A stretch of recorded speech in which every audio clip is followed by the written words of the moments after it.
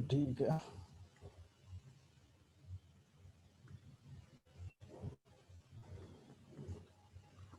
आवाज ठीक है ना इतना तो?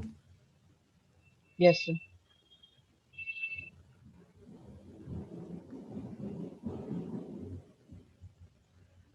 हम लोग फ्रिक्शन पढ़ रहे थे, ठीक है। फ्रिक्शन में एक एक्सपेरिमेंट करके बताया था मैं, देख लेता हूँ कोई आता तो ठीक है, तब तक हम कुछ पुरानी चीज़ रिवाइज कर लेते हैं। मैंने ऐसा कुछ बोला था कि एक 2 kg का ब्लॉक है और इधर से हम एक फोर्स अप्लाई कर रहे हैं जो कि वेरिएबल फोर्स है। धीरे धीरे फोर्स की वैल्यू हम लोग 0 से इंक्रीज कर रहे जा रहे थे और यहाँ पे एक्सेलरेशन हम लोग मेजर कर रहे थे, एक्सेलरेशन कितना आ रहा था। तो यहाँ पे बोला तो जो फ्रिक्शन फोर्स होगा वो क्या होगा, किस डायरेक्शन में लग रहा था, तो हमेशा फ्रिक्शन फोर्स क्या करता है, अपोजिट डायरेक्शन में लगता है। किसके? तो रिलेटिव मोशन के, ठीक है। जिस डायरेक्शन में एक ब्लॉक मूव करना चाहेगा उसके अपोजिट डायरेक्शन में क्या करेगा, फ्रिक्शन फोर्स लगेगा। फ्रिक्शन फोर्स हमेशा करता है, मोशन को अपोज नहीं करता है, रिलेटिव मोशन को अपोज करता है हमेशा। हमेशा क्या करता है फ्रिक्शन फोर्स, अपोजिंग करता है किसको, रिलेटिव मोशन को, ठीक है। बाकी लोग क्या हाल है जी? Smita, yes sir. Ankita, Ankit sorry, yes sir. बढ़िया। दिवाली कैसे रहा? ठीक रहा सर। बढ़िया रहा। Yes sir.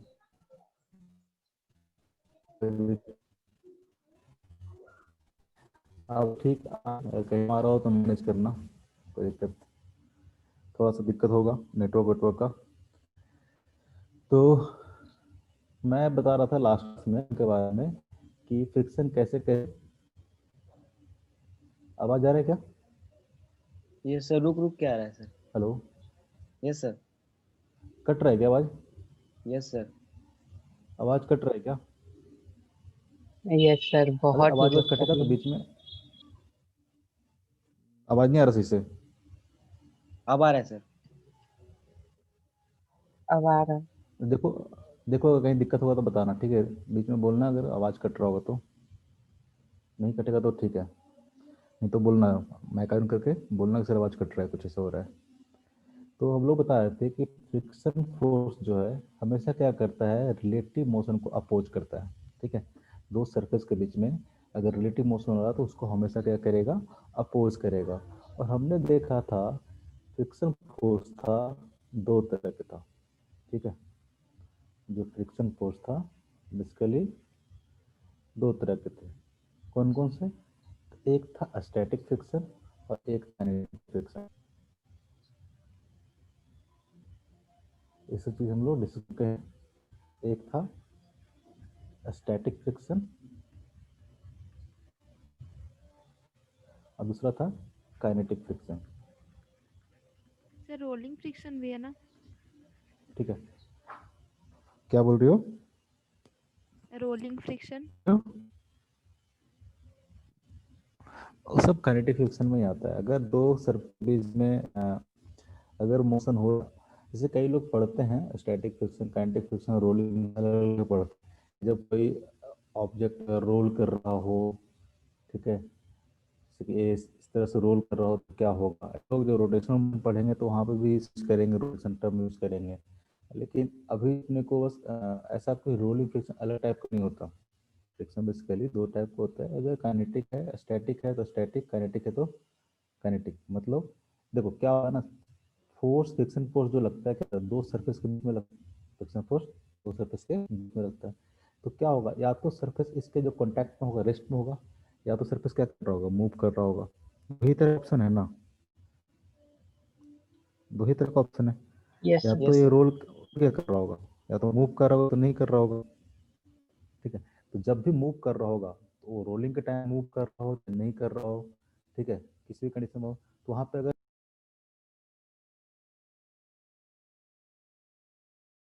करना पड़ेगा, ठीक है। तो हमने बोला दो तरह के फ्रिक्शन अभी यहाँ पे देखेंगे, इससे ज़्यादा दिमाग नहीं लगाना है, ठीक है। जो रोलिंग फ्रिक्शन आएगा तो रोलिंग फ्रिक्शन हम लोग बताएंगे, वहाँ पे भी देखेंगे कब काइनेटिक लग रहा है कब स्टैटिक लग रहा है। ऐसा नहीं कि रोलिंग है तो पूरा हमेशा, ठीक है। वहाँ पे हम लोग उसको बाद में डिस्कस करेंगे। अभी स्टैटिक फ्रिक्शन और काइनेटिक फ्रिक्शन। तो हमने देखा था स्टैटिक फ्रिक्शन जो है, ठीक है, स्टैटिक फ्रिक्शन कब लगता है, जब दोनों सरफेस के बीच में कोई भी रिलेटिव मोशन नहीं हो रहा है। जब दोनों सरफेस के बीच में कोई भी रिलेटिव मोशन नहीं हो रहा हो तो जो फोर्स लगेगा उसको बोलेगा हम लोग स्टैटिक फ्रिक्शन, ठीक है। यानी स्टैटिक फ्रिक्शन तब लगता है जब कोई भी स्लिपिंग नहीं हो रहा हो, ऐसे बोल सकते हैं no slipping. Sir no sleeping मतलब? नो स्लिपिंग मतलब दो जो सरफेस है, कॉन्टैक्ट सरफेस है, ठीक है, इसके बीच में कोई भी रिलेटिव मोशन नहीं हो रहा। स्लिप करने का मतलब सिंपल क्या हुआ, रिलेटिव मोशन होगा कि एक सरफेस दूसरे सरफेस के ऊपर क्या कर रहा है, मूव कर रहा है। नो स्लिपिंग मतलब कोई भी सरफेस एक दूसरे के ऊपर मूव नहीं कर रहा है, रेस्ट में है, यस। ठीक है, क्या है, रेस्ट में है। तो यहाँ पे जो फोर्स होगा, फ्रिक्शन फोर्स होगा, क्या बोलेंगे हम लोग, स्टैटिक फ्रिक्शन। और हम लोग बोले थे ये जो फ्रिक्शन फोर्स होता है इसको हम लोग डिनोट करेंगे एफ एस से, ठीक है। एफ एस मतलब स्टैटिक फ्रिक्शन, जो कि क्या था, तो जीरो से लेके अप टू कहाँ तक था, तो लिमिटिंग फ्रिक्शन तक था, जीरो से लेके up to limiting friction. F L क्या है हमारा, एफ एस है हमारा स्टैटिक फ्रिक्शन, स्टैटिक फ्रिक्शन। और एफ एल क्या है हमारा, एफ एल है लिमिटिंग फ्रिक्शन। ये हम लोग जो एक्सपेरिमेंट कर रहे थे तो उसमें हम समझाए थे कि जो स्टैटिक फ्रिक्शन है, आपने देखा था कि जीरो जीरो न्यूटन था, 5 न्यूटन था, जैसे जैसे फोर्स बढ़ाते गए 10 न्यूटन तो 10 न्यूटन हो गया, 15 तो 15 हो गया, 20 तो 20 हो गया। उसके बाद क्या था, 18 18 18 कुछ ऐसा था ना, जहाँ तक मेरे को याद है। तो धीरे धीरे फ्रिक्शन फोर्स क्या हो रहा था, इंक्रीज कर रहा था। कब तक, जब ऑब्जेक्ट क्या था, रेस्ट में था, ऑब्जेक्ट क्या था, रेस्ट में था। एक वैल्यू आया जब क्या था, फ्रिक्शन फोर्स मैक्सिमम था, उसके बाद ऑब्जेक्ट क्या करना, रिलेटिव मोशन शुरू कर दिया। ऑब्जेक्ट क्या किया, दूसरे सरफेस पे स्लिप करना शुरू किया। जैसे स्लिप करना शुरू किया था, फ्रिक्शन फोर्स की वैल्यू थोड़ा सा क्या हो गया था, डिक्रीज हो गया था। अब फिर 18 कांस्टेंट रह गया था। एक्सपेरिमेंट किए थे, शायद इस एक्सपेरिमेंट आपको ध्यान होगा, ठीक है। तो हमने बोला था कि फ्रिक्शन फोर्स जो स्टैटिक है वो क्या कर रहा है, धीरे धीरे इंक्रीज कर रहा था। जैसे जैसे अप्लाइड फोर्स बढ़ाते जा रहे थे, फ्रिक्शन फोर्स भी क्या होता जा रहा था, बढ़ते जा रहा था। हम लोग बोलते हैं कि जो स्टैटिक फ्रिक्शन होता है वो क्या होता है, सेल्फ एडजस्टिंग इन नेचर होता है, सेल्फ एडजस्टिंग इन नेचर होता है। ऐसे कहने का मतलब क्या होता है, जैसे जैसे अप्लाइड फोर्स बढ़ाते जाओ, जैसे मान लो कि जीरो अपने रखा अप्लाइड फोर्स, जब अप्लाइड फोर्स जीरो रखा तो फ्रिक्शन फोर्स क्या था, जीरो था, फ्रिक्शन फोर्स क्या था, जीरो था। जब आपने अप्लाइड फोर्स क्या किया, 5 न्यूटन किया, तो फ्रिक्शन फोर्स भी कितना हो गया था, 5 हो गया था। जब आपने अप्लाइड फोर्स 10 किया तो फ्रिक्शन फोर्स भी कितना हो गया था, 10 हो गया था। जब आपने 15 किया तो फ्रिक्शन फोर्स भी कितना हो गया, 15 हो गया। तो जैसे जैसे अप्लाइड फोर्स आप बढ़ाते गए, फ्रिक्शन फोर्स भी क्या किया गया, बढ़ते गया, लेकिन एक मैक्सिमम लिमिट तक। जैसे हम आपको दिखाए थे कि 20 क्या था, मैक्सिमम वैल्यू ऑफ फ्रिक्शन था। 20 क्या था, मैक्सिमम वैल्यू ऑफ फ्रिक्शन, ठीक है। इसके बाद फ्रिक्शन की वैल्यू बढ़ नहीं रही थी। इसके बाद फिर क्या हो रहा था, ऑब्जेक्ट अगर इससे ज़्यादा फोर्स अप्लाई कर देते तो ऑब्जेक्ट मूव करना स्टार्ट कर दिया था। यहाँ तक ऑब्जेक्ट क्या किया था, रेस्ट में रहा था 20 तक, ठीक है। यानी अप्लाइड फोर्स फ्रिक्शन फोर्स के बराबर हो जाता था और नेट बैलेंस फोर्स कितना हो जाता था, जीरो हो रहा था। लेकिन जैसे इस फोर्स से आपने थोड़ा सा एक्स्ट्रा फोर्स लगाया, ऑब्जेक्ट क्या किया, मूव करना शुरू किया था। आपको बताया था जो लिमिटिंग फ्रिक्शन होते हैं क्या होते हैं, तो मैक्सिमम वैल्यू ऑफ फ्रिक्शन होती है, मैक्सिमम वैल्यू ऑफ फ्रिक्शन, ठीक है। यानी जो स्टैटिक फ्रिक्शन है, अप टू लिमिटिंग फ्रिक्शन तक खुद को क्या करेगा, वो एडजस्ट करेगा। अप टू लिमिटिंग फ्रिक्शन तक क्या करेगा, खुद को एडजस्ट करेगा। उससे बाद अगर आपने फ्रिक्शन अप्लाइड फोर्स बढ़ा दिया तो क्या करेगा, बॉडी मूव करना शुरू कर देगा, ठीक है। अगर स्टैटिक फ्रिक्शन है, स्टैटिक फ्रिक्शन आप ध्यान रखेंगे कहाँ से कहाँ तक लाई करता है, तो स्टैटिक फ्रिक्शन लाई करता है जीरो से लेके up to maximum value of friction, जिसको हम लोग बोलते हैं लिमिटिंग फ्रिक्शन। इसको हम लोग क्या बोलते हैं, एक टर्म डालते हैं लिमिटिंग फ्रिक्शन। ये बेसिकली क्या है, तो मैक्सिमम वैल्यू ऑफ फ्रिक्शन है। इस लिमिटिंग फ्रिक्शन की जो वैल्यू होती है किसके बराबर होती है, इस लिमिटिंग फ्रिक्शन की जो वैल्यू होती है, इफ लिमिटिंग वो होती है म्यू इंटू एन के बराबर। म्यू क्या है, तो म्यू है कोफिशिएंट ऑफ फ्रिक्शन। म्यू क्या है, कोफिशिएंट ऑफ फ्रिक्शन। इसको हम लोग पढ़ते क्या है, कोफिशिएंट ऑफ फ्रिक्शन। और एन क्या है, एन है हमारा नॉर्मल रिएक्शन, एन क्या है हमारा नॉर्मल रिएक्शन। आवाज आ रहा है सबको? Yes yes sir. सर। ठीक है, नॉर्मल रिएक्शन। जैसे कि मान लो एक एग्जांपल देते हैं सिंपल सा, इस चीज़ को याद रखना कि जो लिमिटेड फ्रिक्शन की मैक्सिमम वैल्यू होगी, काइनेटिक फ्रिक्शन के बारे में जाएंगे हम लोग। काइनेटिक फ्रिक्शन कोई बड़ी चीज़ नहीं है, छोटा सा चीज़ है। मेन लिमिटिंग फ्रिक्शन और स्टैटिक फ्रिक्शन के बारे में ही पढ़ना है। तो लिमिटिंग फ्रिक्शन क्या हो गया, म्यू इंटू एन के बराबर हो गया। ठीक है, आपको शायद ग्राफ भी बना के बताया था मैंने कि अगर हम इसको ग्राफ में ड्रॉ करते हैं, शायद बताया था ये चीज़। अगर मान लो कि ग्राफ ड्रॉ करते हैं हम लोग, इधर हम लोग फ्रिक्शन फोर्स लेते हैं, इस एक्सिस पे हम लोग बाई एक्सिस पे, ठीक है, फ्रिक्शन फोर्स लेते हैं, और इधर अगर हम लोग अप्लाइड फोर्स लेते हैं, ठीक है, एक्स एक्सिस के लॉन्ग अगर हम लोग अप्लाइड फोर्स लेते हैं और इधर फ्रिक्शन फोर्स लेते हैं, इसी एग्जांपल में सपोज दैट कि 2 kg वाला जो ब्लॉक था, उसी एग्जांपल में मान लो कि ये हमारा क्या है अप्लाइड फोर्स है, ठीक है, और इस सरफेस के बीच में जो कोफिशिएंट ऑफ फ्रिक्शन है क्या दे रखा है, म्यू दे रखा है। इसके बारे में बताएंगे कोफिशिएंट ऑफ फ्रिक्शन के बारे में डिटेल में, क्या होता है नहीं होता है, इस बात पे डिपेंड करता है कहाँ से कहाँ तक वैल्यू इसका लाई करता है। ये मस्त मान के चलो कोई एक क्वांटिटी है जो कि मेजर करता है फ्रिक्शन फोर्स कैसे होता है, तो मान लो कि म्यू दे रखा है। तो हमने देखा था जो फ्रिक्शन फोर्स है, जैसे जैसे अप्लाइड फोर्स हम लोग बढ़ाते गए, जैसे जैसे अप्लाइड फोर्स हम लोग बढ़ाते गए, फ्रिक्शन फोर्स उसके बराबर था। ठीक है, अप टू कब तक, अप टू लिमिटिंग फ्रिक्शन तक। ठीक है, जितना अप्लाइड फोर्स था उतना ही क्या था फ्रिक्शन फोर्स था, यानी friction force equal to applied force था कि नहीं। कब तक, जब तक हमारा ये जो फ्रिक्शन फोर्स है कहाँ तक पहुँच जाए, लिमिटिंग फ्रिक्शन तक नहीं पहुँच जाए। ठीक है, यानी 20 न्यूटन जैसे एक्सपेरिमेंट में देखे थे हम लोग, तो अप्लाइड फोर्स बढ़ाते जाओ फ्रिक्शन फोर्स साथ में क्या होगा, बढ़ते जाएगा up to limiting friction. Up to limiting friction के बाद क्या होता है, जैसे मान लो कि एग्जाम्पल में दिए थे तो कितना था ये 20 था। उसके बाद अगर अप्लाइड फोर्स बढ़ाते हो तो फ्रिक्शन फोर्स क्या करता है, थोड़ा सा डिक्रीज कर जाता है, उसको कांस्टेंट हो जाता है, जो कि ऑलमोस्ट 18 न्यूटन के आसपास आ रहा था जो एक्सपेरिमेंट किए थे हम लोग। ठीक है, जो कि 18 न्यूटन के आ रहा था। तो यहाँ से यहाँ तक क्या था, यहाँ से यहाँ तक स्टैटिक फ्रिक्शन था, यहाँ से यहाँ तक स्टैटिक फ्रिक्शन था, और ये क्या था काइनेटिक फ्रिक्शन।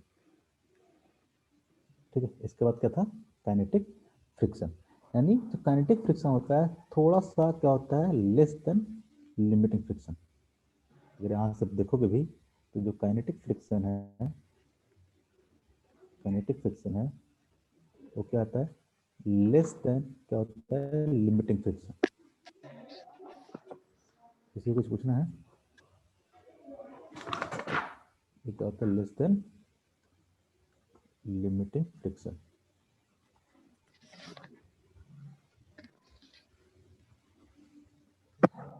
ठीक है, स्लाइटली लेस देन होता है लिमिटिंग फ्रिक्शन, ऐसा नहीं कि बहुत ज़्यादा कम होता है, थोड़ा सा वैल्यू क्या होता है काइनेटिक फ्रिक्शन का कम होता है लिमिटिंग फ्रिक्शन से। स्टैटिक फ्रिक्शन से नहीं बोल रहा हूँ, लिमिटिंग फ्रिक्शन से। लिमिटिंग फ्रिक्शन क्या था, तो maximum value of the friction था, जिससे स्लाइटली क्या होगा काइनेटिक फ्रिक्शन थोड़ा सा क्या होगा कम होगा। ठीक है, इस काइनेटिक फ्रिक्शन को हम लोग लिखते कैसे हैं, तो सिंपल एफ इंटू के लिख देते हैं। के मतलब काइनेटिक, एफ तो क्या था स्मॉल एफ फ्रिक्शन के लिए, उससे स्टैटिक फ्रिक्शन क्या लिखते हैं हम लोग एफ एस। ठीक है, एफ फॉर फ्रिक्शन और एस फॉर स्टैटिक। ठीक है, static friction equal to applied force, या फिर जो मैक्सिमम वैल्यू होगा उसका स्टैटिक फ्रिक्शन कितना था, तो लिमिटिंग फ्रिक्शन के बराबर। ठीक है, तो ये चीज़ हमेशा ध्यान रखोगे बिल्कुल कि जो स्टैटिक फ्रिक्शन होता है एफ एस की वैल्यू कहाँ से कहाँ तक लाई करती है, तो वेरी करता है 0 से लेके अप टू लिमिटिंग फ्रिक्शन, जिसकी वैल्यू होती है म्यू इंटू एन के बराबर। जहाँ पे म्यू क्या होता है, तो म्यू होता है coefficient of friction, coefficient of friction. N क्या होता है, एन होता है नॉर्मल रिएक्शन। ठीक है, एन होता है नॉर्मल रिएक्शन। इस म्यू के बारे में बताता हूँ, म्यू क्या है, तो म्यू डिपेंड करता है सरफेस पे। ठीक है, जो भी दो कॉन्टैक्ट सरफेस हैं उनके डिपेंड करता है म्यू। म्यू की वैल्यू आपको बेसिकली क्या रहेगा, दिया रहेगा। म्यू की वैल्यू क्या रहेगा, दिया रहेगा। ये जो म्यू है डिफरेंट डिफरेंट सरफेस के लिए क्या होगा, डिफरेंट डिफरेंट होगा। अलग अलग सरफेस लोगे तो ये जो म्यू की वैल्यू होगी अलग होगी। ठीक है, म्यू की वैल्यू क्या होगी, अलग होगी अलग अलग सरफेस के लिए। ये डिपेंड करता है किस तरह के दो सरफेस क्या है कांटेक्ट में है, इस दो सरफेस को कांटेक्ट में रखा गया है उस पर डिपेंड करेगा कोफिशिएंट ऑफ। ऐसे क्वेश्चन में क्या करेगा, आपको दिया रहेगा, क्वेश्चन में क्या रहेगा, दिया रहेगा। इन जनरल क्या रहेगा, दिया रहेगा, नहीं दिया रहेगा तो कोई ना कोई डाटा दिया रहेगा, इस तरह से आपको उसको निकाल सकते हो, ठीक है। लेकिन इन जनरली क्या रहेगा, जो म्यू है, म्यू की वैल्यू क्या रहेगा, दिया रहेगा। ये प्रॉपर्टी है किसका, जो भी कॉन्टैक्ट दो सरफेस है उसकी प्रॉपर्टी है, जिस पे डिपेंड करता है कि कितना फ्रिक्शन फोर्स लगेगा। अगर ये म्यू की वैल्यू ज़्यादा रहेगा, दोनों सरफेस के बीच में फ्रिक्शन फोर्स क्या लगेगा, ज़्यादा लगेगा, ठीक है। मतलब मैक्सिमम वैल्यू जो होगी लिमिटिंग फ्रिक्शन की वो क्या होगी, ज़्यादा होगी। जैसे कि मान लो सपोज दैट ये 10 kg का ब्लॉक है, सपोज दैट 10 kg का ब्लॉक है, और आपको दे रखा है कि म्यू इक्वल टू 0.5 है, म्यू इक्वल टू क्या है, 0.5 है। और आपसे बोले कि सपोज दैट मैंने यहाँ पे 10 न्यूटन का फोर्स क्या किया, अप्लाई किया, ठीक है। एग्जाम्पल देता हूँ सिंपल सा। आपने क्या किया, एक 10 न्यूटन का फोर्स अप्लाई किया है, कोफिशिएंट ऑफ स्टैटिक फ्रिक्शन आपको म्यू इक्वल टू दे रखा है 0.5, और इसका कोई यूनिट नहीं होता। जो म्यू होता है वो क्या होता है, यूनिटलेस होता है। क्या होता है, यूनिट लेस। क्यों, क्योंकि फ्रिक्शन फोर्स इक्वल टू क्या है, म्यू इंटू एन, एन भी क्या है, फोर्स है, और फ्रिक्शन भी क्या है, फोर्स है। इसके साथ जो मल्टीप्लाई हुआ क्वांटिटी क्या होगा, यूनिटलेस होगा, यूनिटलेस डायमेंशनलेस, ठीक है। ये जो है इसका कोई यूनिट नहीं होगा। म्यू इक्वल टू सिंपल दिया रहेगा 0.2, 0.3, 0.4, 0.8, ठीक है, 0.25, लेकिन इसके साथ कोई भी यूनिट इसका नहीं होगा, डायमेंशनलेस यूनिटलेस क्वांटिटी होता है, जो किसी पर सिर्फ डिपेंड करता है किस तरह का सरफेस क्या है कॉन्टैक्ट में। और इन जनरल क्वेश्चन में दिया रहेगा, जैसे कि हमें म्यू इक्वल टू दे दिया हमने 0.5, हमने बोला कि 10 न्यूटन का फोर्स इस ब्लॉक पे अप्लाइड किया है जिसका मास है 10 kg, तो फ्रिक्शन फोर्स कितना होगा, फ्रिक्शन फोर्स कितना होगा, ठीक है। तो हमको पता है कि जो फ्रिक्शन फोर्स होगा वो क्या होगा। तो फ्रिक्शन फोर्स की वैल्यू, अगर मान लो कि ये ब्लॉक मूव नहीं कर रहा, सपोज दैट कि ये ब्लॉक मूव नहीं कर रहा है, तो यहाँ जो फ्रिक्शन फोर्स होगा किसके बराबर होगा, स्टैटिक फ्रिक्शन के बराबर, जिसकी वैल्यू क्या हो सकती है, तो लिमिटिंग फ्रिक्शन से कम और जीरो से ज़्यादा, इसी के बीच में होगा, इसी के बीच में होगा, ठीक है। सबसे पहले देखेंगे ये ब्लॉक मूव कर रहा है कि नहीं, कैसे चेक करेंगे ब्लॉक मूव कर रहा है कि नहीं। तो सबसे पहले हम लोग निकालेंगे लिमिटिंग फ्रिक्शन। सबसे पहला काम हम लोग क्या करेंगे, हम लोग सबसे पहले देखेंगे कि लिमिटिंग फ्रिक्शन कितना है। तो लिमिटिंग फ्रिक्शन कैसे निकालेंगे, ये क्या होता है, ये मैक्सिमम वैल्यू ऑफ फ्रिक्शन होता है। ऐसा नहीं कि हमेशा लिमिटिंग फ्रिक्शन लगेगा, ठीक है, हमेशा लिमिटिंग फ्रिक्शन नहीं लगेगा, लेकिन हम लोग सबसे पहले क्या करेंगे, लिमिटिंग फ्रिक्शन निकालेंगे। लिमिटिंग फ्रिक्शन कितना होगा, तो लिमिटिंग फ्रिक्शन हमको पता है क्या होता है, म्यू इंटू एन के बराबर। म्यू कितना दे रखा है, तो म्यू दे रखा है क्वेश्चन में 0.5, और एन, एन क्या होगा, इस केस में जो नॉर्मल रिएक्शन होगा नीचे लग रहा होगा कितना, तो नीचे लग रहा होगा 100 न्यूटन, ऊपर नॉर्मल रिएक्शन कितना होगा इसका, इसका ऊपर वाला जो फोर्स होगा normal reaction, N equal to कितना होगा 100 न्यूटन, ठीक है। एनडेस मान लो, न्यूटन न्यूटन लिख रहे हैं तो ठीक है, तो क्या हो जाएगा 0.5 इंटू 100। सर ये 100 न्यूटन निकाले कैसे सर? नॉर्मल नॉर्मल रिएक्शन, ये ब्लॉक अगर मान लो रखा हुआ है तो यहाँ पे नॉर्मल फोर्स कितना लग रहा होगा, किसी सरफेस पे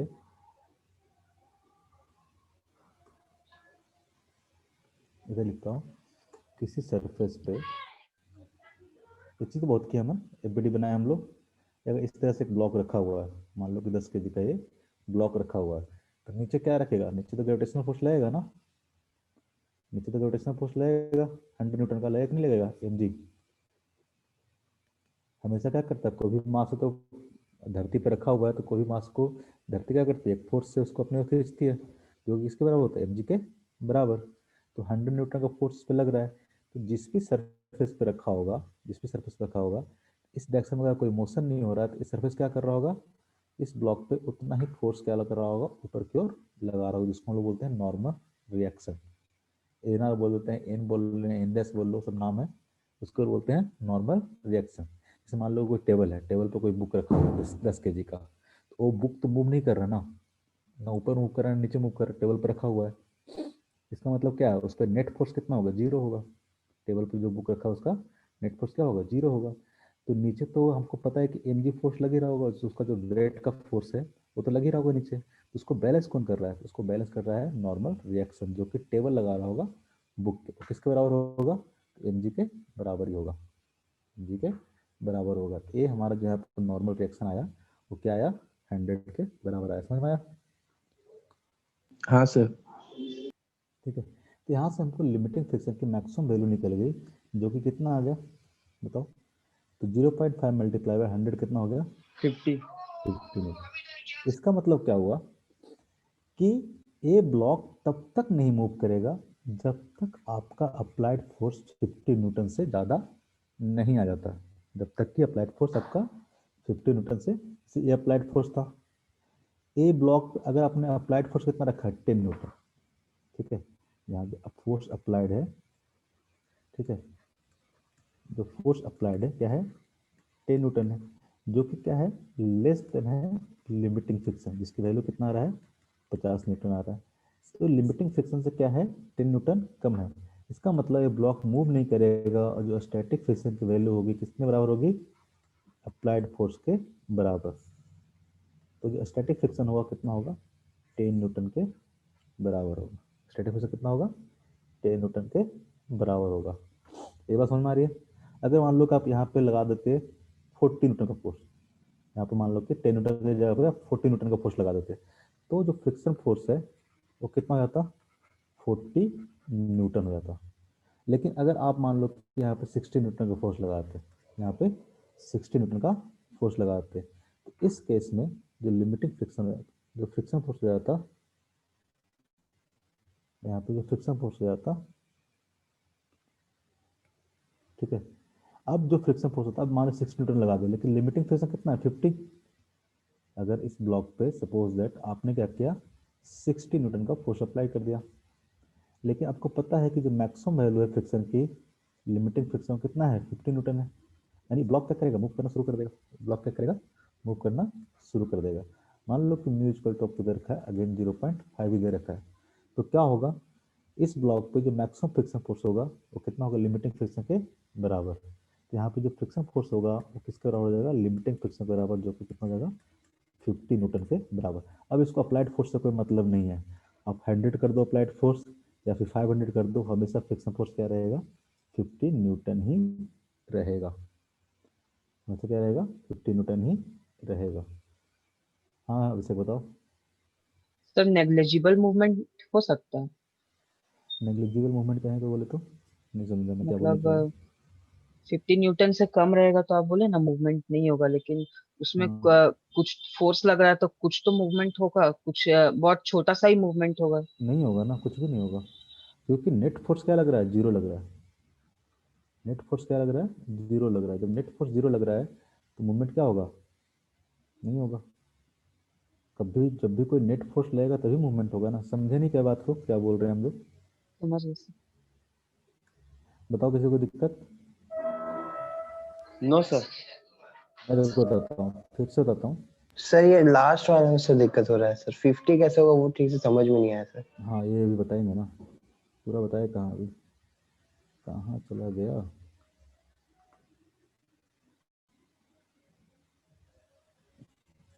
हाँ इसी क्वेश्चन में, इसी एग्जांपल में बोल रहा हूँ। इसी एग्जांपल, सपोज दैट आपने अब क्या किया है, 60 न्यूटन का फोर्स अप्लाई कर दिया है। आपने क्या किया, 60 न्यूटन का फोर्स अप्लाई कर दिया, ठीक है। तो जब आप एक्सपेरिमेंट में कर रहे थे तो आपने देखा होगा कि एक टाइम तक जो फ्रिक्शनल फोर्स था वो क्या किया, इंक्रीज किया, ठीक है। एक टाइम तक फ्रिक्शनल फोर्स इंक्रीज किया, उसके बाद जैसे आपने फोर्स बढ़ाया, ऑब्जेक्ट मूव करने लगा, ऑब्जेक्ट मूव करने लगा। जब ऑब्जेक्ट मूव करने लगेगा तो अब स्टैटिक फ्रिक्शन करने जगह पे क्या फ्रिक्शन लगेगा, काइनेटिक फ्रिक्शन लगेगा। आपने देखा था जब काइनेटिक फ्रिक्शन लग रहा था तो 18 18 18 से क्या आ रहा था, एक कांस्टेंट वैल्यू आ रहा था, एक कांस्टेंट वैल्यू आ रहा था। तो हमको तो पता है कि जैसे कि यहाँ पे अगर बात करेंगे तो यहाँ पे जो अप्लाइड फोर्स है, थोड़ा सा ढंग से लिख लेते हैं, इसी में बात करेंगे। सपोज दैट कि जो अप्लाइड फोर्स है अगर मान लो कि 100 न्यूटन हो जाए, ठीक है। तो यहाँ पर आप देखोगे तो एफ अप्लाइड, एफ अप्लाइड क्या है, ग्रेटर देन एफ एल है। ग्रेटर देन क्या है, लिमिटिंग फ्रिक्शन है। इसका मतलब ब्लॉक क्या करेगा, मूव करना शुरू करेगा, क्योंकि इस ब्लॉक पे इस डायरेक्शन में मैक्सिमम जो फोर्स लगता वो क्या लगता, जो फ्रिक्शन की जो मैक्सिमम वैल्यू है लिमिटिंग फ्रिक्शन, अगर उससे ज़्यादा फोर्स अपने अप्लाइड कर रखा है, ठीक है, उससे अगर ज़्यादा फोर्स अगर अप्लाइड कर रहा है, इसका मतलब जो ब्लॉक है इस डायरेक्शन में क्या करेगा, एक्सेलरेट कर जाएगा, इस डायरेक्शन में एक्सेलरेट करेगा। तो यहाँ पे जो फोर्स फ्रिक्शन फोर्स होगा, यहाँ पे जो फ्रिक्शन फोर्स होगा किस तरह का फ्रिक्शन फोर्स होगा, यहाँ पे जो फ्रिक्शन फोर्स होगा कैसा होगा, काइनेटिक फ्रिक्शन। क्या होगा, काइनेटिक फ्रिक्शन। क्यों, क्योंकि ऑब्जेक्ट क्या कर रहा है अब, रिलेटिव मोशन में, दोनों सरफेसेस क्या हैं अब रिलेटिव मोशन में है, तो यहाँ पे स्टैटिक फ्रिक्शन ना लेके क्या लेगा, काइनेटिक फ्रिक्शन लेगा, ठीक है, क्योंकि ऑब्जेक्ट क्या कर रहा है, मूव कर रहा है। तो यहाँ पे जो फ्रिक्शन फोर्स होगा क्या होगा, काइनेटिक फ्रिक्शन होगा।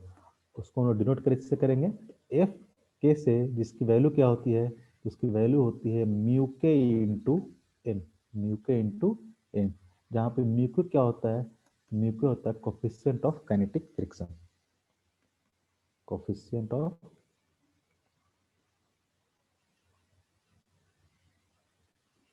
ऑफ काइनेटिक फ्रिक्शन, ठीक है। एन तो क्या रहेगा, एन सिंपल नॉर्मल रिएक्शन, क्या होगा, नॉर्मल रिएक्शन, ठीक है।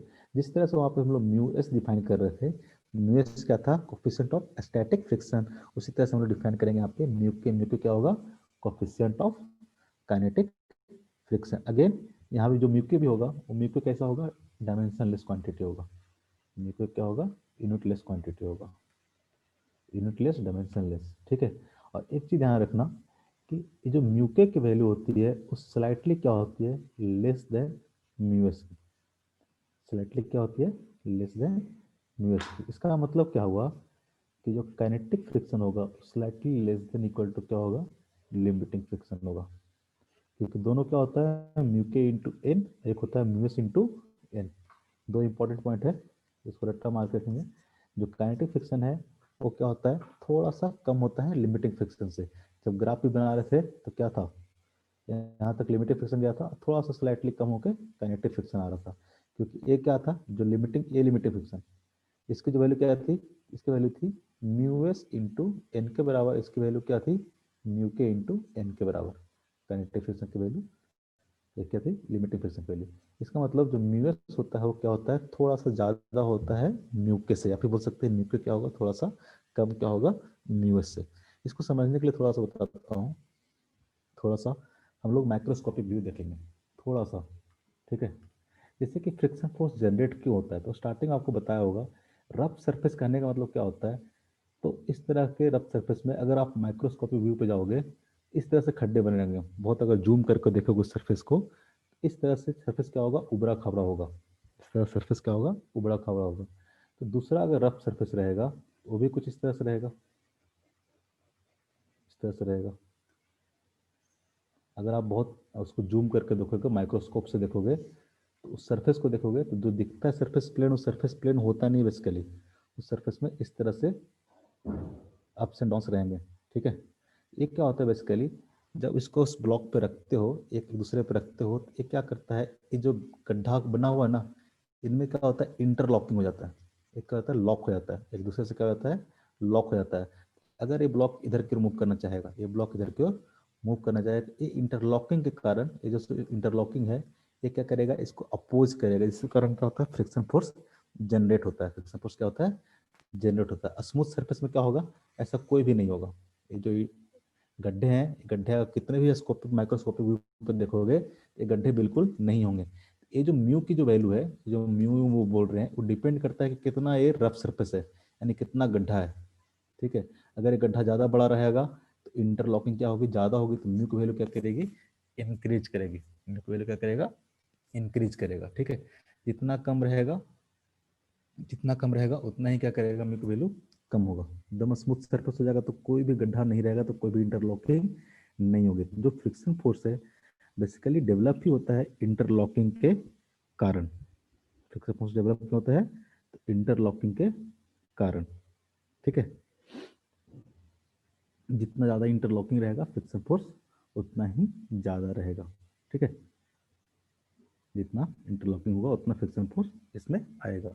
स्मूथ सरफेस रहेगा तो फ्रिक्शन फोर्स नहीं आएगा। और इसी पे डिपेंड करता है एक जो गड्ढे हैं कितना ज़्यादा रफ है इसी पे डिपेंड करेगा म्यू की वैल्यू। अलग अलग मटेरियल रहेगा तो उनके बीच में म्यू की वैल्यू क्या रहेगी, अलग अलग रहेगी। जिससे लेकिन ऑब्जेक्ट मूव करना शुरू कर देता है, ठीक है, जैसे ऑब्जेक्ट मूव करना शुरू कर, अभी तो गड्ढे तो सेम है, ठीक है, दोनों सरफेस क्या है, सेम है, तो ये जो गड्ढा होगा वो भी क्या होगा, सेम ही होगा।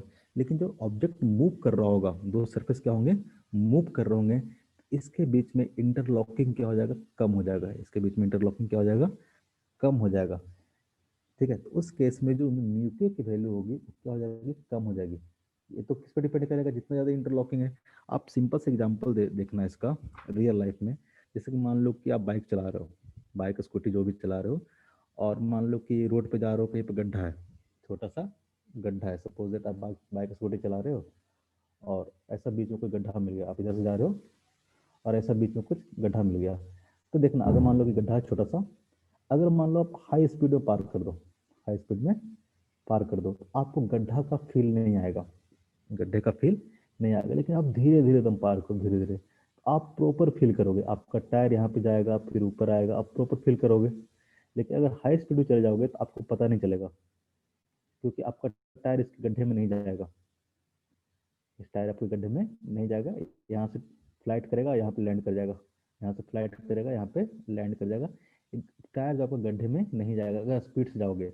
तो सेम चीज़ यहाँ भी है, अगर आप इस पे स्पीड से मूव कर रहे हो, मूव कर रहे हो, ये जो इंटरलॉकिंग होगा उतना बेटर नहीं हो पाता है, इंटरलॉकिंग उतना बेटर नहीं हो पाता, इसलिए जो होता है काइनेटिक फ्रिक्शन का जो वैल्यू है थोड़ा सा क्या होता है, कम हो जाता है स्टैटिक फ्रिक्शन से। यानी कोई ऑब्जेक्ट अगर इस तरह से रखा हुआ तो उसको मूव करने के लिए आपको ज़्यादा फोर्स अप्लाई करना पड़ेगा, जबकि उसके मोशन को मेंटेन करने के लिए आपको कम फोर्स लगाने की ज़रूरत पड़ेगी। किसी ये बात समझ में आ रही है, बोलो। Yes sir. पक्का? Yes sir. ये बात आप ध्यान रखना, इंपॉर्टेंट सा कॉन्सेप्ट है, थ्योरेटिकल पार्ट है, ठीक है, मेडिकल में कई बार आते हैं थ्योरेटिकल टाइप के। तो ये चीज़ ध्यान रखना कि जो स्टैटिक फ्रिक्शन है वो हमेशा क्या होता है, थोड़ा सा काइनेटिक फ्रिक्शन से कम होगा। लेकिन इन जनरल जो क्वेश्चंस होते हैं, कई बार क्वेश्चंस में क्या करता है, आपको मेंशन नहीं करेगा कि ये कोएफिशिएंट ऑफ स्टैटिक फ्रिक्शन है कि काइनेटिक फ्रिक्शन है, ठीक है। मान लो क्वेश्चन में आपको मेंशन नहीं किया, सिर्फ अगर म्यू दे दिया, क्वेश्चन में सिर्फ म्यू दे दिया, तो आप म्यू को ही क्या मानोगे, म्यू एस मानोगे, म्यू को ही क्या मानोगे, म्यू के मानोगे, जब तक कि आपको अलग अलग मेंशन नहीं है।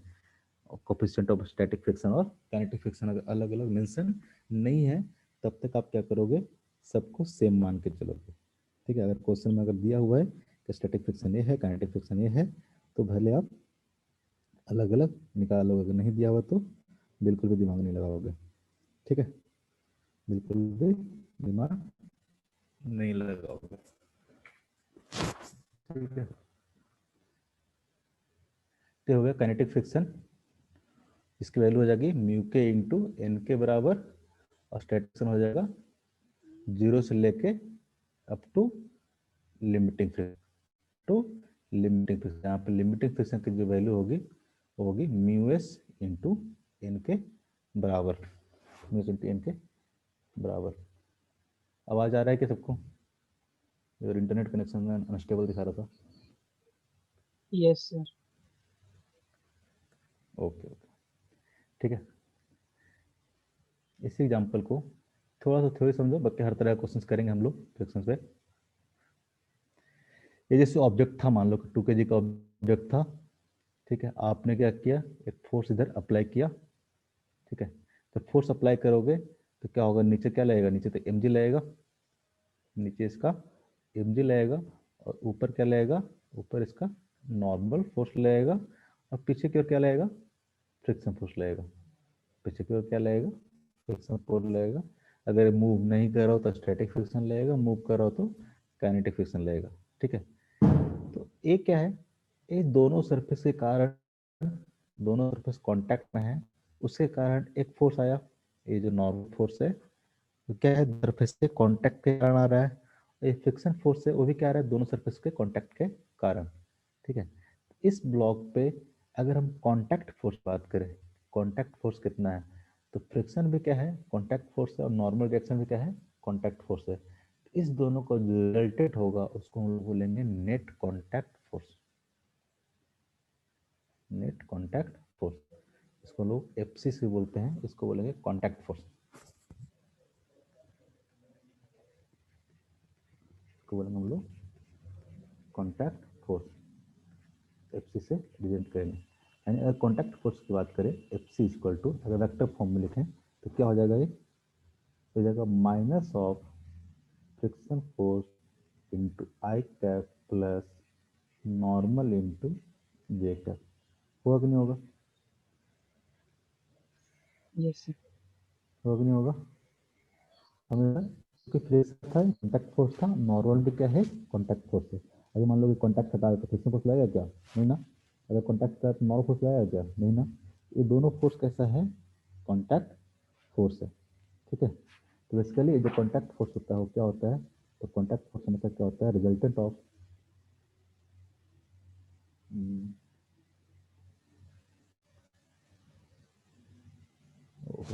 क्या हो गया,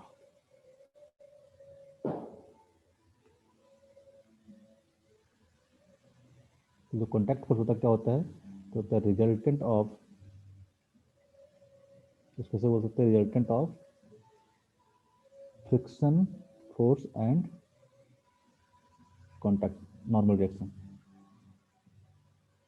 नॉर्मल रिएक्शन, अगर फ्रिक्शन लग रहा है, अगर फ्रिक्शन लग रहा है और आपसे पूछे फाइंड द कॉन्टैक्ट फोर्स, तो कॉन्टैक्ट फोर्स में आप नॉर्मल निकालोगे ना ही फ्रिक्शन निकालोगे, बस के दोनों का रिजल्ट। कॉन्टैक्ट फोर्स आपसे पूछा तो आप फ्रिक्शन प्लस नॉर्मल निकाल के दोनों का मैग्नीट्यूड निकालोगे। अगर हम पूछे कि मैग्नीट्यूड ऑफ फ्रिक्शन फोर्स कितना होगा, मैग्नीट्यूड ऑफ फ्रिक्शन फोर्स कितना होगा, तो क्या होगा? तो होगा under root F square plus under root N square, under root F square under root N square. ठीक है, under root F plus under root N square. ऐसे फ्रिक्शन फोर्स को अगर डिफाइन भी करना है तो फ्रिक्शन फोर्स हम लोग ऐसे भी बोल सकते हैं कि एक कंपोनेंट ऑफ कॉन्टैक्ट फोर्स है। फ्रिक्शन फोर्स क्या हो सकता है? एक कंपोनेंट ऑफ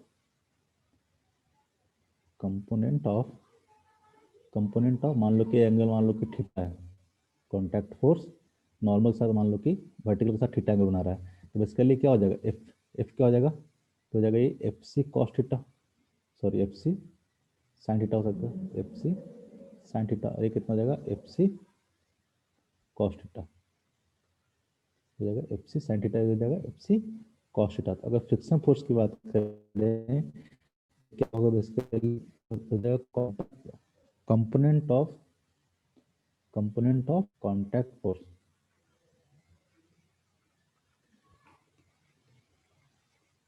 हाँ, इसमें ध्यान रखना है component of contact force along the contact surface, along the contact surface। ठीक है, हमेशा फ्रिक्शन फोर्स क्या लगता है? along the contact surface। तो हम लोग ऐसे भी बोल सकते हैं कि जो फ्रिक्शन फोर्स है तो basically the component of the contact force. ठीक है, सर अगर कॉन्टैक्ट फोर्स दिया हुआ है तो आप फ्रिक्शन फोर्स लिख सकते हो। हाँ आवाज कट। बोलिए सर, अभी ठीक है क्या? अभी Yes, sir. ठीक है क्या? Yes, sir. ठीक है, तो मैं वो क्या बोल रहा था कि ये जो कॉन्टैक्ट फोर्स है उसका एक कंपोनेंट क्या होता है? तो फ्रिक्शन फोर्स होता है। लेकिन कौन सा कंपोनेंट? तो along the contact surface, contact surface के अलोंग जो कंपोनेंट होगा, ठीक है, इसका अलोंग द कॉन्टैक्ट सरफेस जो कंपोनेंट होगा एफ सी साइन थीटा, उसको हम लोग फ्रिक्शन फोर्स बोल सकते हैं, उसको हम लोग फ्रिक्शन फोर्स बोल सकते हैं। ठीक है, तो दिक्कत, कोई दिक्कत? नहीं sir. ठीक है, तो हुआ कॉन्टैक्ट फोर्स के बोर्ड में।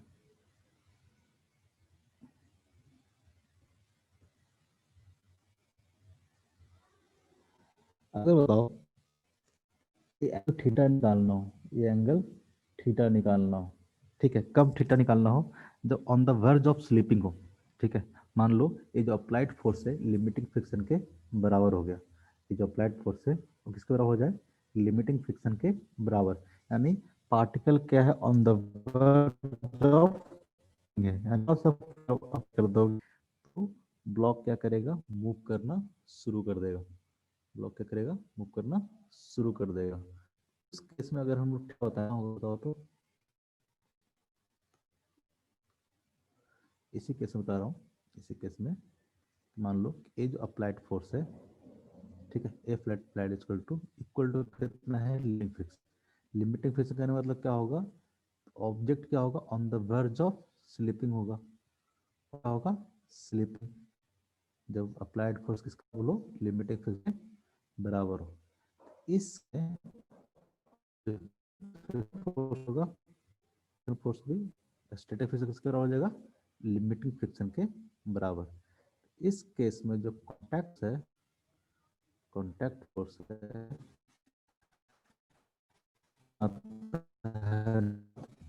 एंगल ऑफ फ्रिक्शन, स्टेट बोलते हैं हम लोग angle of friction.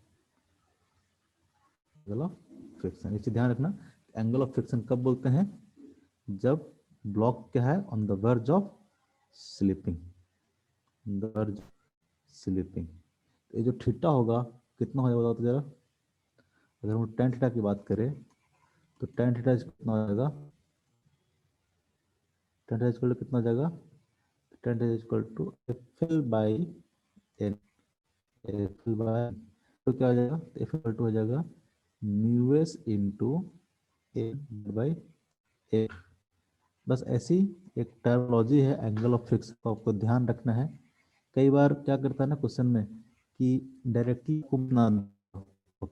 Static friction ना देके आपको क्या दे देगा? एंगल ऑफ फ्रिक्शन दे देगा। एंगल ऑफ फ्रिक्शन, फ्रिक्शन से भी क्या कर सकते हो? कोफिशिएंट ऑफ फ्रिक्शन निकाल सकते हो। थीटा क्या है यहाँ पे? थीटा है एंगल ऑफ फ्रिक्शन, ठीक है। कैसे डिफाइन होता है वो चीज बता रहा हूँ, कैसे डिफाइन होता है।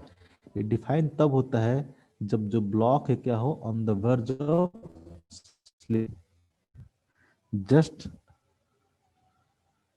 Start slipping, just start slipping, ठीक है। उस केस में यानी स्टार्ट स्लिपिंग कब करेगा? जब फ्रिक्शन फोर्स किसके बराबर हो जाए? अपने मैक्सिमम लिमिटिंग फ्रिक्शन के बराबर। उस केस में जो कांटेक्ट फोर्स है नॉर्मल के साथ जो एंगल बनाता है उसको बोलते हैं हम लोग angle friction, angle of friction. अगर इस एंगल में बात करेंगे हम लोग, अगर इस एंगल में बात करेंगे तो अगर ये हमारा कांटेक्ट फोर्स है, ये हमारा नॉर्मल है, ये हमारा क्या है? लिमिटिंग फ्रिक्शन है। तो अगर ये एंगल आप क्या निकालना होगा? कैसे निकालेंगे? थीटा इक्वल टू क्या आ जाएगा? tan theta equal to FL by n। वही किया हम लोग, FL बाई n। FL की वैल्यू पुट कर दिया। लिमिटिंग फ्रिक्शन की वैल्यू कितनी होती है? लिमिटिंग फ्रिक्शन क्या होता है? Maximum value of static friction, इसकी वैल्यू होती है म्यूस इंटू n डिवाइड बाई क्या हो जाएगा? n। यहाँ से tan थीटा इक्वल टू क्या आ गया? म्यूस, ठीक है। जहाँ पे थीटा क्या हो गया? Angle of friction, angle of friction. इसे बोल दे कि एंगल ऑफ फ्रिक्शन 45 डिग्री है। एंगल ऑफ फ्रिक्शन क्या है? 45 डिग्री। इसका मतलब क्या समझोगे आप? कि जो कोफिशिएंट ऑफ फ्रिक्शन उसकी वैल्यू कितनी आ गई? कोफिशिएंट ऑफ फ्रिक्शन की वैल्यू कितनी होगी?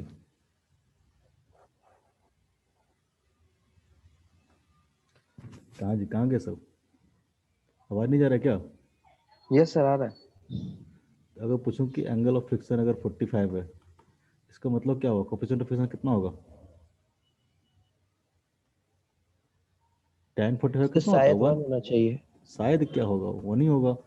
Yes sir. शायद में बहुत जिंदगी निकालते हो तुम लोग। शायद में नहीं रहना जिंदगी में, ठीक है। ये आपका मोटा मोटी फ्रिक्शन के बारे में आइडिया लग गया? लग गया कि नहीं लग गया?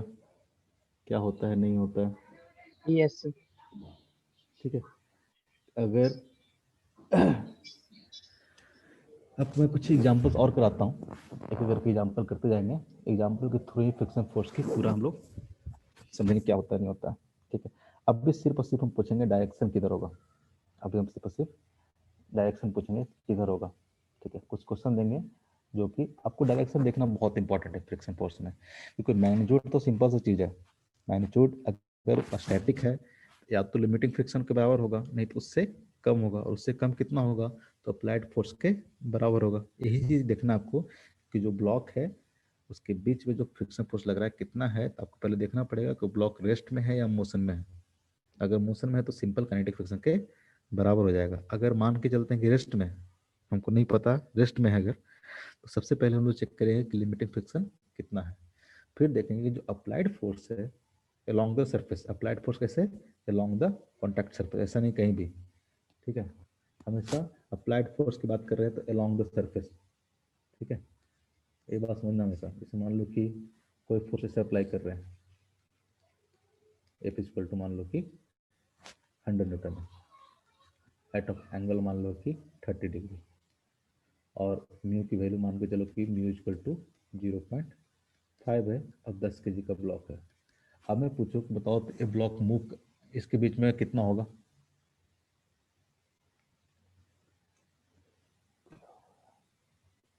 मैं पूछूं कि बताओ इसके बीच में फ्रिक्शन फोर्स की वैल्यू कितनी होगी?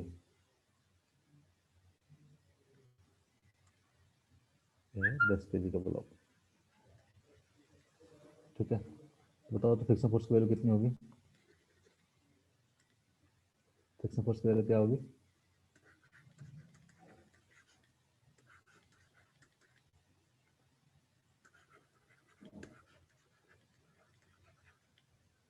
देखो यहाँ पे देखोगे, यहाँ पे देखोगे इस एफ का दो कंपोनेंट होगा। ये जो अप्लाइड फोर्स है एक ऐसा फोर्स है, अप्लाइड फोर्स है, ठीक है। ये क्या है? अप्लाइड फोर्स है। इसका दो कंपोनेंट ब्रेक करो। इसके अलावा बात करोगे तो कितना हो जाएगा? ये एफ कॉस 30 डिग्री, इसके अलावा कितना हो जाएगा? एफ साइन 30 डिग्री, ठीक है। अब इस ब्लॉक का एफ बी डी बनाते हैं, इस ब्लॉक का अगर एफ बी डी बनाते हैं, इधर पे और कितना लग रहा होगा? एफ कॉस 30 डिग्री, तो इधर कितना लग रहा होगा? इधर लग रहा होगा F sine 30 degree. F cos 30 क्या है? यह component of applied force, component of, दिख रहा है ना, applied force along contact surface,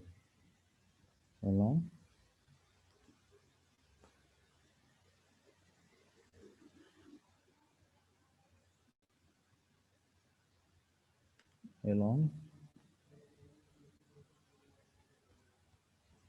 component of applied force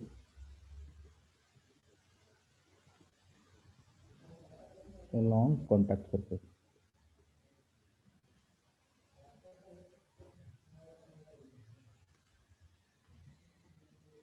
along contact surface, ठीक है। हमेशा इसे ध्यान रखना कि जो भी फोर्स है अप्लाइड फोर्स, उसका कंपोनेंट हमेशा along द कॉन्टैक्ट सरफेस लेगा। ये बहुत तीसरे स्टार डाल रहा हूँ वीआईपी पॉइंट से।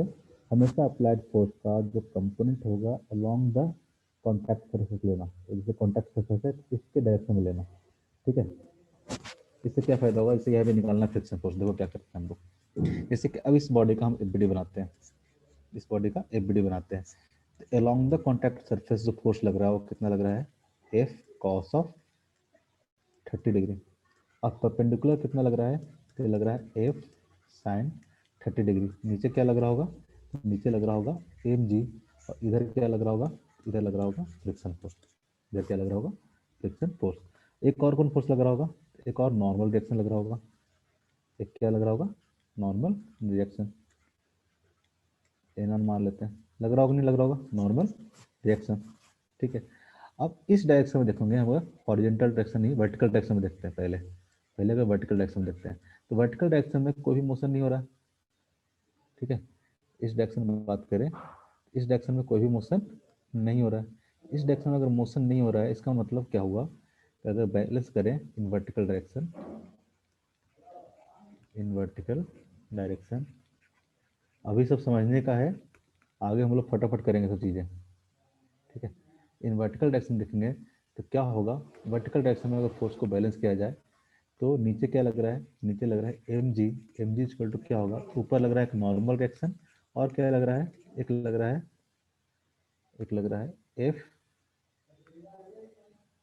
f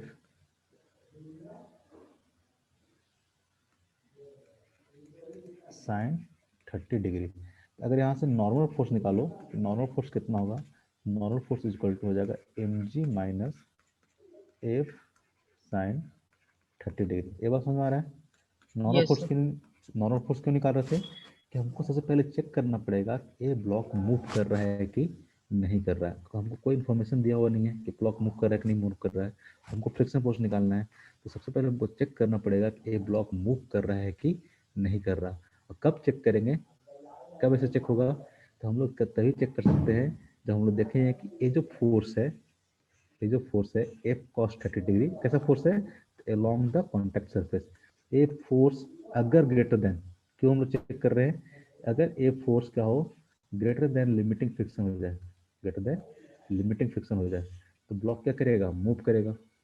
अगर ए फोर्स क्या रहेगा, लेस देन लिमिटिंग फ्रिक्शन रहेगा, तो ब्लॉक क्या रहेगा, रेस्ट में रहेगा। ब्लॉक क्या करेगा, मूव करेगा।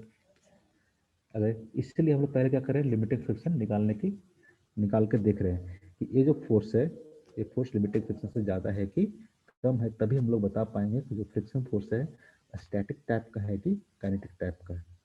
ठीक है, तो अगर F cos 30 के मैग्नीट्यूड की बात करें तो अप्लाइड फोर्स कितना है 100, और cos 30 वैल्यू कितनी होती है, √3/2। √3/2। तो यहाँ से आ जाएगा कितना 50 इंटू √3।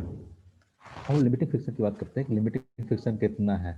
ठीक है, अगर लिमिटिंग फ्रिक्शन इससे कम आता है, लिमिटिंग फ्रिक्शन इससे कम आता है, ठीक है, तो ब्लॉक क्या करेगा, मूव करेगा। लिमिटिंग फ्रिक्शन अगर इससे कम आता है तो ब्लॉक क्या करेगा, मूव करेगा।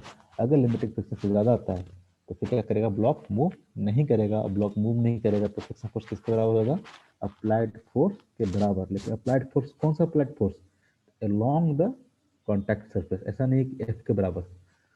तो लिमिटिंग फ्रिक्शन निकालने के सबसे पहले वो क्या निकालना पड़ेगा, लिमिटिंग फ्रिक्शन वैल्यू निकालने के लिए पहले नॉर्मल रिएक्शन निकालना पड़ेगा, क्योंकि लिमिटिंग फ्रिक्शन क्या होता है, म्यू इंटू एन के बराबर होता है। इसलिए पहले नॉर्मल रिएक्शन निकाले। नॉर्मल रिएक्शन कहाँ से आएगा, तो वर्टिकल मोशंस को एनालिसिस करोगे, बैलेंस करोगे, इक्वेशन लिखोगे, यहाँ से नॉर्मल रिएक्शन आपका आ जाएगा। ठीक है, तो यहाँ से नॉर्मल रिएक्शन निकाल लेते हैं, कितना होगा, देख लेना थोड़ा सा। एमजी की वैल्यू कितना दे रखा है आपको, 10 kg, तो हो गया 100 माइनस एफ साइन 30 कितना हो जाएगा, तो 100 मल्टीप्लाई बाय साइन 30 कितना होता है 1/2 ना, साइन 30 कितना होता है 1/2। 1/2। Very good. तो नॉर्मल इससे कितना आ गया 50 न्यूटन आ गया। अगर हम लिमिटिंग फ्रिक्शन की बात करें, लिमिटिंग फ्रिक्शन कितना होगा, तो लिमिटिंग फ्रिक्शन होगा 50 इंटू कितना होगा 0.5, क्योंकि कोफिशिएंट ऑफ फ्रिक्शन दे रखा है आपको 0.5, तो कितना हो गया ये 25 न्यूटन के बराबर आ गया, 25 न्यूटन के बराबर आ गया। ठीक है, म्यू की वैल्यू आपको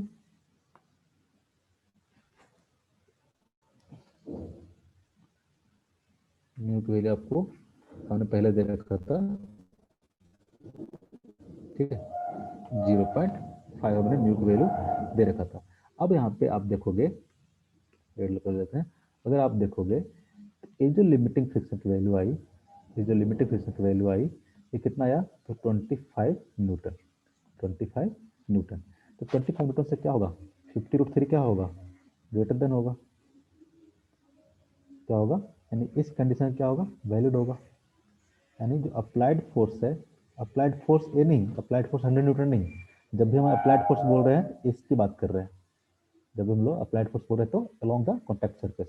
ये जो फोर्स है क्या है, ग्रेटर देन 25 न्यूटन है, ये ब्लॉक क्या करेगा, मूव करेगा। अगर ये ब्लॉक कर मूव करेगा तो जो काइनेटिक फ्रिक्शन होगा कितना बराबर होगा, अगर मान लो यहाँ पे आपको दे रखा इस तरह से, सपोज दैट आपको दे रखता जो म्यूएस है, म्यूएस से कितना है 0.5 है, और जो म्यू की वैल्यू है, म्यू की वैल्यू 0.45 है। सपोज दैट आपको दिया रहता कि जो म्यू की वैल्यू है 0.45 है। ये बात समझ में आ रहा है, ठीक है। तो यहाँ से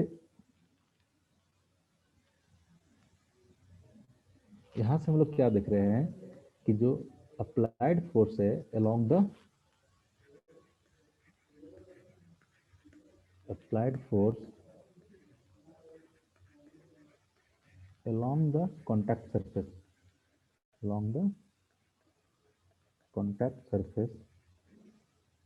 ठीक है, कितना है? तो है 50√3 विच इज ग्रेटर देन क्या है? तो लिमिटिंग फ्रिक्शन, जिसकी वैल्यू कितना है? 25 न्यूटन। डाटा लिख दे रहा साथ में ब्रैकेट में करके। तो जो कॉन्टैक्ट फोर्स है, ठीक है, कॉन्टैक्ट फोर्स अप्लाइड फोर्स है अलोंग द कॉन्टैक्ट सरफेस, वो क्या है? 50√3 जो कि क्या है? Greater than 25 Newton.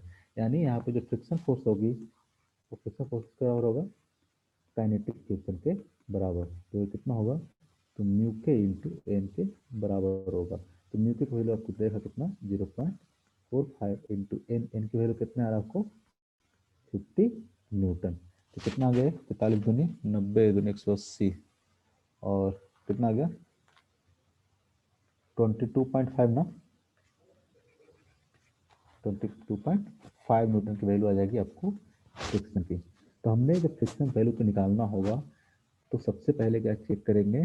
सबसे पहले चेक करेंगे लिमिटिंग फ्रिक्शन कितना है। पहला स्टेप आपका होगा लिमिटिंग फ्रिक्शन निकालने का। और लिमिटिंग फ्रिक्शन कैसे निकलेगा?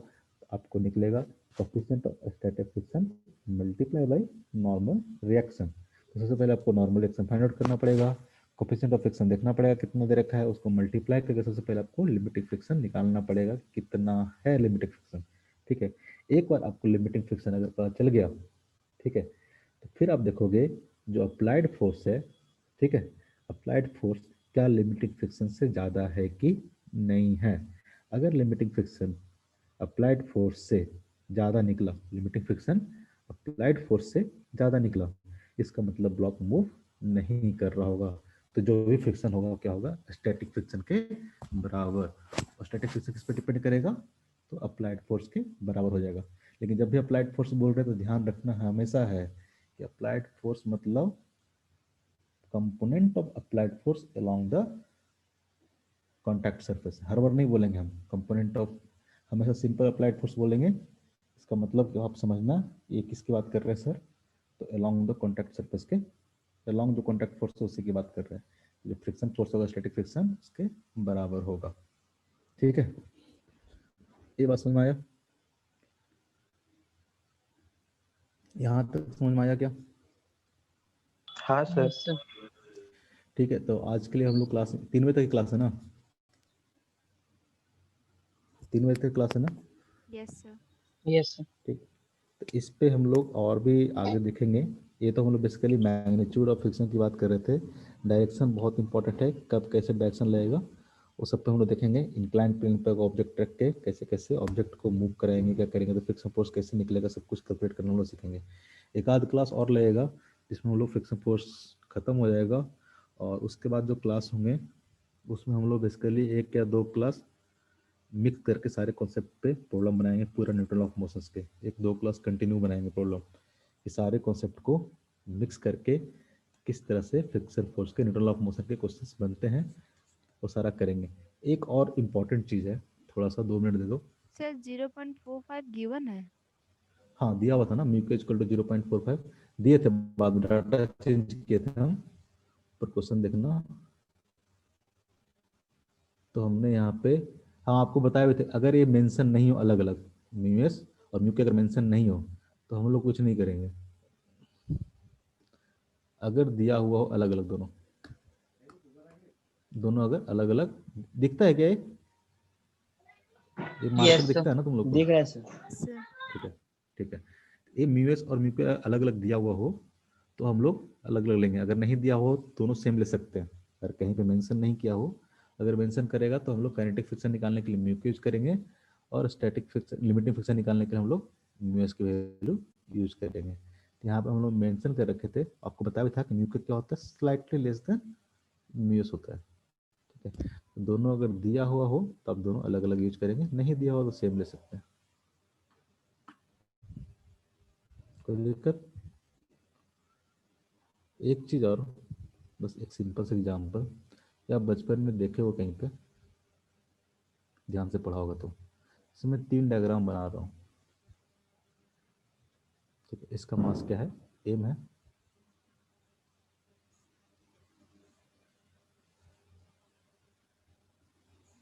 इसका भी मास क्या है, एम है।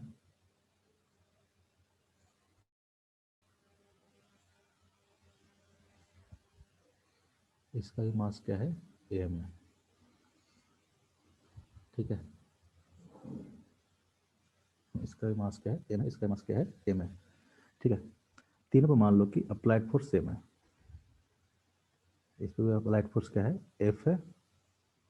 इस पे भी अप्लाइड फोर्स क्या है, एफ है। इस पे भी क्या है, अप्लाइड फोर्स एफ है। अब मैं पूछूं कि तीनों केस में फ्रिक्शन फोर्स क्या सेम आएगा कि डिफरेंट आएगा? अगर डिफरेंट आएगा तो किस में ज़्यादा आएगा, किस में ज़्यादा आएगा, किस में कम आएगा? यहाँ पे मान लो कि फ्रिक्शन फोर्स जो है, सपोज दैट Fs1 है। यहाँ पे मान लेते हैं कि जो फ्रिक्शन फोर्स है, ये मान लेते हैं कि Fs2 है, ये मान लेते हैं कि Fs3 है। बचपन में सुने होंगे, देखे हो क्वेश्चंस कहीं पे। बताओ तो तीनों में क्या रिलेशन होगा?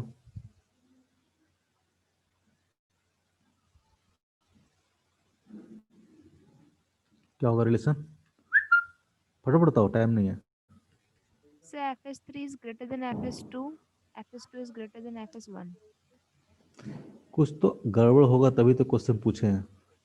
Fs3 is equal to Equal Fs2 is होगा इक्वल टू क्या होगा, Fs1। कौन बोला ये इक्वल होगा? Very good, sir. हम वेरी गुड। तीनों फोर्स क्या होंगे, फ्रिक्शन फोर्स क्या होंगे, इक्वल होंगे। कभी भी फ्रिक्शन फोर्स ये नेचर पर डिपेंड करता है कि कॉन्टैक्ट सरफेस किस तरह का है, कौन ज़्यादा रफ है, कौन कम रफ है, ठीक है, कौन स्मूथ है, कौन ज़्यादा रफ है। इस बात पे डिपेंड नहीं करता फ्रिक्शन फोर्स कितना कॉन्टैक्ट सरफेस कॉन्टैक्ट है, इस बात पे बिल्कुल डिपेंड नहीं करता, ठीक है। अगर तीनों का मास अगर सेम है, तीनों का मास अगर सेम है, ठीक है, तो सिर्फ और सिर्फ डिपेंड करेगा ये जो सरफेस है किस नेचर का है, कितना सरफेस कांटेक्ट में है, उस पर डिपेंड नहीं करेगा। तो जो फ्रिक्शन फोर्स होता है, अगर मान लो कि ब्लॉक मूव कर रहा होता, तीनों ब्लॉक क्या कर रहा होता, मूव कर रहा होता, तो मान लो कि जैसे सपोज दैट एक और एग्जांपल देते हैं।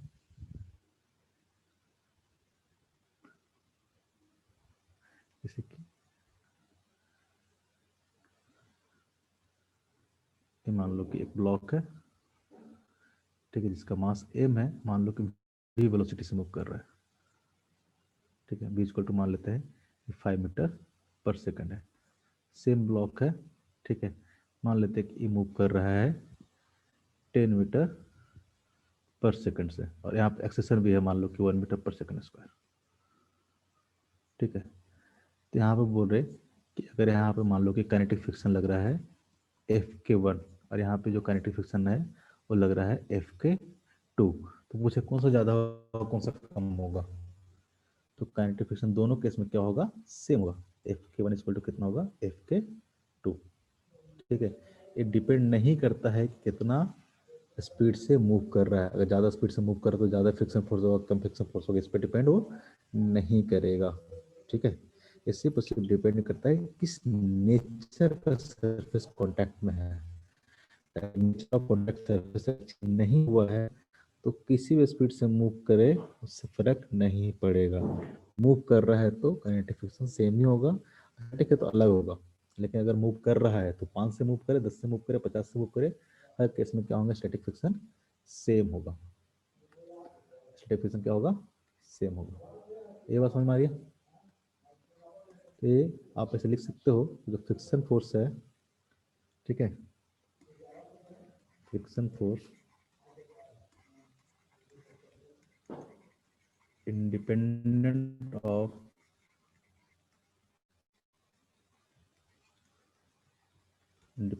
वेलोसिटी या फिर एक्सेलरेशन। उसी तरह से बोल सकते हैं independent of area of contact, independent of area of contact, ठीक है। कितना एरिया कांटेक्ट में है उससे इसको फर्क नहीं पड़ता है, उससे इसको फर्क नहीं पड़ता है आप कितने एरिया कांटेक्ट में है। तो फर्क किससे पर पड़ता है, तो depends only on nature of surface. Depends on type of contact surface, depends on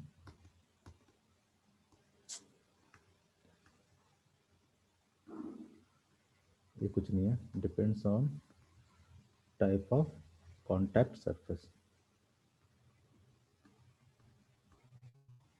किस तरह का सरफेस क्या है, कॉन्टैक्ट पे है, सिर्फ उसी बात से इसको फर्क पड़ेगा और किसी बात से फर्क इसको नहीं पड़ेगा।